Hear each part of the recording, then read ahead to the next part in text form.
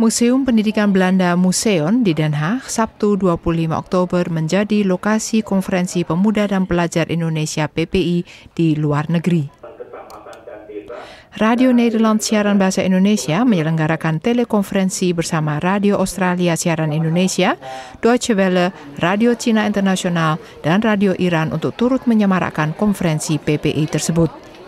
Konferensi PPI mengangkat tema revitalisasi semangat kebangsaan pemuda dan pelajar Indonesia, menggagas kebijakan pendidikan yang berperspektif kebangsaan. Menurut Ketua Panitia dan mantan Sekjen PPI, Christian Santoso, semangat kebangsaan memang harus direvitalisasi. Kita sebenarnya sudah punya satu visi, misi sebagai suatu negara dan bangsa Indonesia. Kita punya Sumpah Pemuda, kita sudah punya Undang-Undang Dasar. Tetapi dalam prakteknya masih sering kita lihat di mana masih ada beberapa lapisan masyarakat yang seolah-olah tidak berpikir sebagai suatu bangsa. Telekonferensi dibuka oleh Bapak Presiden Susilo Bambang Yudhoyono yang mengatakan bahwa Indonesia harus memiliki mental harus bisa. Indonesia harus bertekad untuk menjadi negara maju di abad 21 ini. Develop nation, develop country. Kalian semua adalah bagian dari proses menuju negara maju. Kalian semua pada saatnya nanti akan memimpin Indonesia di abad ke-21 ini. Saya ingin, kita semua ingin, bangsa Indonesia ingin, generasi muda bangsa, generasi Indonesia ke depan, termasuk kalian semua, haruslah memiliki mental yang tangguh. Mental harus bisa, can do spirit.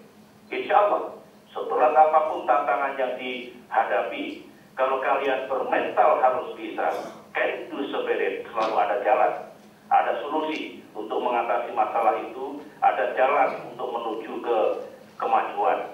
Setelah kata sambutan Presiden, mahasiswa dapat mengajukan 2 pertanyaan kepada Bapak Presiden. Salah satu pertanyaan berasal dari salah satu peserta di ruang konferensi dan menyangkut studi banding anggota-anggota DPR. Presiden menjawabnya sebagai berikut. Saya tahu ada program studi Bandung, studi banding, bukan Bandung ya, studi banding. Tapi itu pun dilihat apa manfaatnya, mengapa studi banding ke negara itu, apa di kita tidak ada dan sebagainya.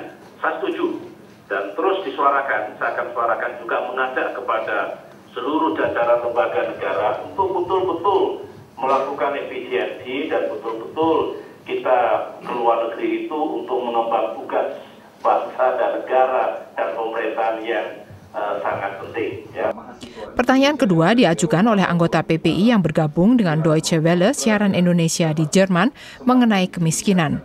Jawaban Presiden, kita tentu mengurangi kemiskinan dan pengangguran dengan program yang konkret, dengan anggaran yang jelas, dengan sasaran yang juga tepat. Itu kita jalankan. Sebagai contoh, tahun 2004, anggaran untuk pengurangan kemiskinan jumlahnya sekitar 19 triliun. Tahun 2005 kita naikkan 24 triliun, kenaikan yang sangat signifikan. Tahun 2006 hampir 2 kali lipat, kita naikkan 41 triliun.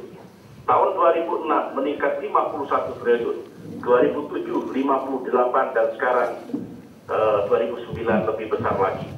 Ini contoh konkret, anggarannya konkret, programnya konkret, klasternya konkret, mana yang bantuan langsung, mana yang kredit untuk usaha mikro kecil dan menengah, mana yang bantuan bersifat grant untuk pembangunan kecamatan dan desa, dan hasilnya kita lihat pengangguran menurun angkanya, kemiskinan menurun. Setelah tanya jawab dengan Presiden berakhir, acara dilanjutkan dengan warta berita yang kali ini sangat unik disampaikan oleh Duta Besar Indonesia untuk Kerajaan Belanda, Habibie.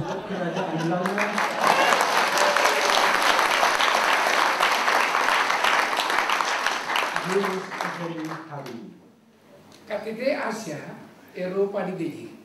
Para pemimpin Asia dan Eropa melalui sidang hari kedua dan sekaligus hari terakhir KTT mereka. Konferensi PPI yang berlangsung selama 2 hari juga akan menghasilkan 3 buah rekomendasi.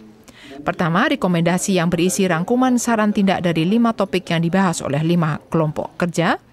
Kedua, draft kertas kebijakan pembentukan Pusat Tesis Indonesia. Dan ketiga, rekomendasi masukan rancangan kebijakan kerjasama pendidikan. Novia Kolopaking yang juga hadir pada konferensi itu tak lupa menyumbang sebuah lagu.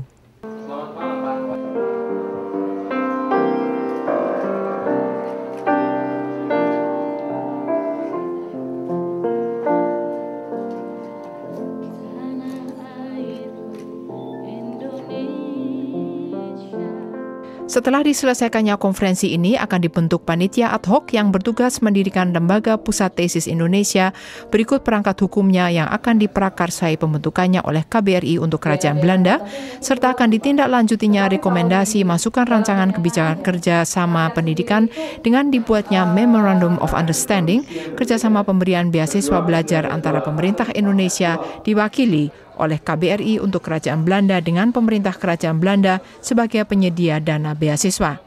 Panitia konferensi berharap dengan semangat kebangsaan Gerakan Pelajar Indonesia di luar negeri yang telah berusia 100 tahun ini akan memberikan sumbangsih nyata bagi tanah air tercinta Indonesia.